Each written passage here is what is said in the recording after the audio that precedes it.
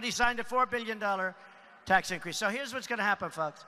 When these companies like Carrier Air Conditioner think they're going to leave Indiana or leave Pennsylvania or leave Ohio or leave any of your states, they can go between states. I can't get involved, okay? If you don't mind. That's up to you and your governor and all of the people.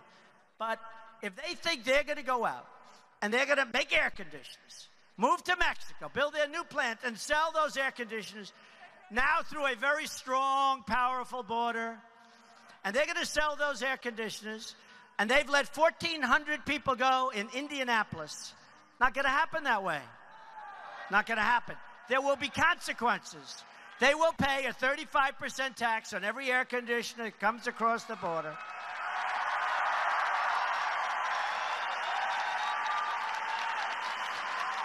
And when they know that, they won't leave Indiana, and these companies won't leave Pennsylvania, and they're not going to, because their numbers don't work anymore, okay? We're going to stop them so easily. And I've been watching these politicians go through this for years. I've been watching them give low-interest loans. I've been watching them give zero-interest loans. These companies don't even need the money, most of them. They take the money. There were a couple of instances where geniuses with great lawyers gave them money, and then they moved anyway because they didn't have any restrictive covenants in the country. I mean, the whole thing is crazy.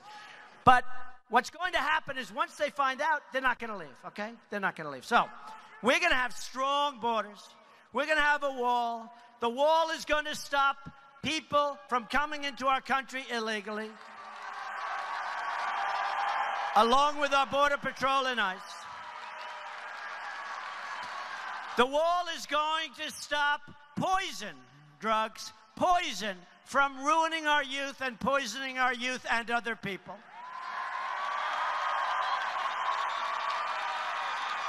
And, you know, I have something I always like doing. I read this when I'm in a good mood. I'm in such a great mood. You know, I wish those cameras would show this crowd, because if they would, people would be amazed. They never show the crowd. They never show the crowd. Show the crowd. See, they don't want to turn around. Look at the cameras. They face straight. They face straight. My wife is always going, how was the crowd? She said it sounded big, but I never see it. They never show the crowd because you know what? They don't want us to win, and they don't show these crowds. But you look at these crowds. Bernie Sanders never even came close. And he was second, by the way. Hey, fellas, turn the cameras around. Seriously, way up there in the upper decks. Show the crowds.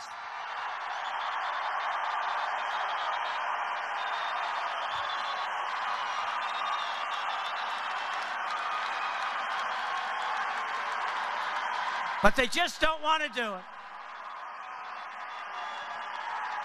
They keep that camera pinned to my face. They don't even want to show what's behind me. They keep that camera pinned to my face. They are so dishonest.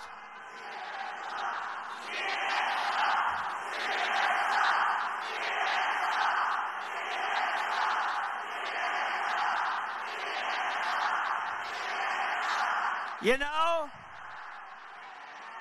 if crooked Hillary Clinton were up here and they had this kind of a crowd, the cameras would be showing the crowd all day long. That's why we have to win this election. We have to take it away from these dishonest characters. So here's the story, folks. It's true. Every night I go home. My wife said, how big was the crowd? She said, it sounded huge. I said, yeah, they have like, what, 16,000 people. So she said, yeah, it sounded that. I said, didn't you see it? No, they never showed the crowd. It's always my face. My face. I don't want to show my face. I want the crowd. But they never move the camera. You know, I used to think they couldn't. I figured they're brand new equipment. They couldn't because mechanically they didn't move. And then but unfortunately, when we had a protester the first time, right? You know what I'm going to say. Those cameras, they turned like a pretzel, the steel. Wah, wah. Yeah. It's true. They look like pretzels. I never knew that steel could be bent in that kind of a configuration. Oh, they're dishonest. But because of the fact that we have lots of problems, But one of the problems we have is a tremendous illegal immigration problem. And now Hillary Clinton wants people to come in from Syria at a rate, think of this.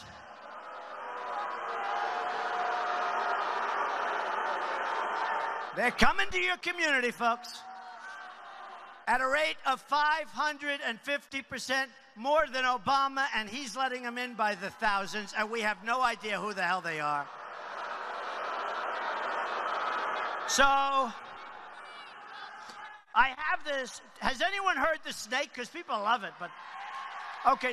Who has not heard it? Who has heard it? Should we do it or not? Huh? It's so good. So you think of this in terms of illegal immigration, in terms of people coming into our country that we have no idea who they are, and in terms of the fact that lots of bad things will happen. And again, before I start, I have a big heart. You have a big heart. We all have big hearts. We want to see good things happen, right? So we're going to build safe zones in Syria. We're going to have the Gulf states pay for it because we owe right now $20 trillion. It's doubled during Obama's term. And the bad part, it doubled and we didn't do anything. We didn't fix our roads, our bridges, our tunnels, our hospitals, our airports are a mess. They're like third world. So we have totally too much debt and we didn't fix anything. We got problems, folks. But we'll get it fixed if we get elected. Otherwise, we're going down. So this is a case for illegal immigration, and it was written by Al Wilson. Anybody ever heard of Al Wilson? And it wasn't meant for this. It was a song. But I saw it once, and I thought it was very apropos. So this is thinking about illegal immigration and what's going to happen as sure as you are. Sorry, we have no seats standing there. On her way to work one morning, down the path, along the lake, a tender-hearted woman saw a poor, half-frozen snake. His pretty-colored skin had been all frosted with the dew. "Poor thing," she said, "I'll take you in, and I'll take care of you." "Take me in, O tender woman, take me in, for heaven's sake. Take me in, O tender woman," sighed the broken snake. She wrapped him up all cozy in a comforter of silk and laid him by the fireside with some honey and some milk. She hurried home from work that night, and as soon as she arrived, she found that pretty snake she'd taken in had been revived. "Take me in, O tender woman, take me in for heaven's sake. Take me in, O tender woman," sighed the broken snake. She clutched him to her bosom. "You're so beautiful," she cried. "But if I hadn't brought you in by now, you surely might have died." She stroked his pretty skin again and kissed and held him tight. But instead of saying thank you, the snake gave her a vicious bite. "Take me in, O tender woman. Take me in, for heaven's sake. Take me in, O tender woman," sighed the vicious snake. Vicious, vicious, vicious. "I saved you," cried the woman, "and you've bitten me, heavens, why? You know your bite is poisonous, and now I'm going to die." "Oh, shut up, silly woman," said the reptile with a grin. "You knew damn well I was a snake before you took me in." Cool.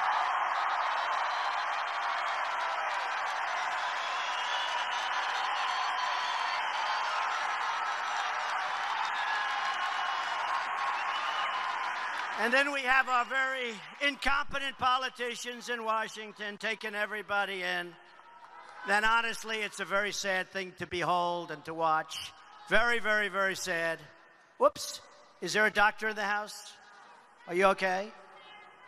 Thank you very much. Thank you. You okay? You know, we have people waiting here for 7, 8 hours. I love you, darling. I love you. Look at her. She's tougher than all of us. Thank you. Thank you. Thank you. Thank you. Thank you. Look at that guy over there. Wow.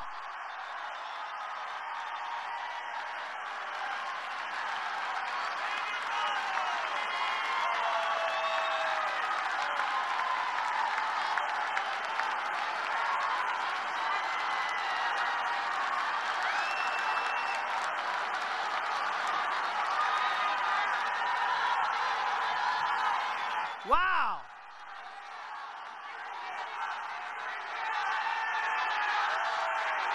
Bring him up.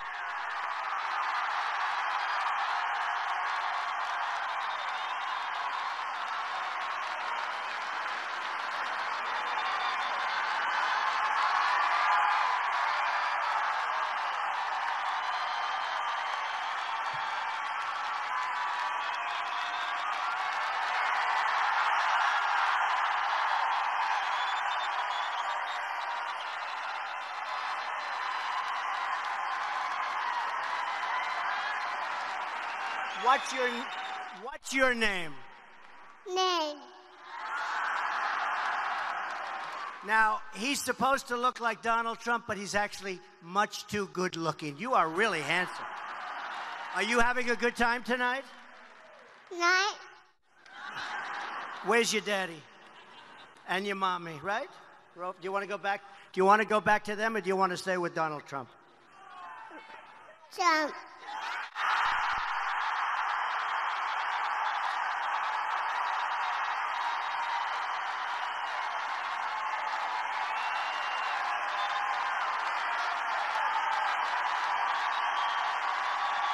Beautiful. What a beautiful boy. What a beautiful boy.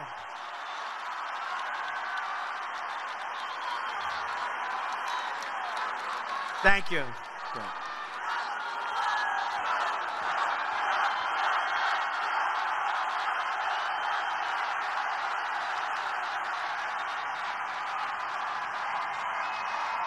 I'll tell you what, folks, we better win on November 8th. You know, one of these pundits said to me, because this is a movement, there's never been anything like this, they say.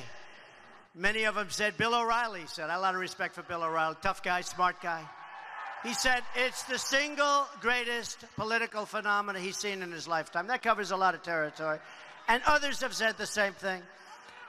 And they said, really, it doesn't matter if you win or if you lose. It doesn't matter because I said, let me tell you a little secret. If we don't win, this is the greatest waste of time, energy, and money that I will ever do in my life, believe me. Believe me.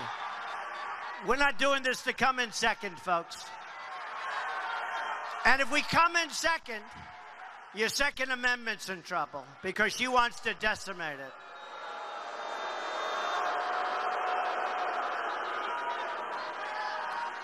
And we're going to fix, by the way, we're going to do something that people haven't done. We're going to fix our inner cities. We're going to help our Latino Americans and our African Americans. We're going to help them. 45% of African American youth lives in poverty. 58% of African American youth don't have jobs. More than 3,000 people have been shot in the city of Chicago since the beginning of the year. Think of that, since January 1st, 3,000. That means it's like a war.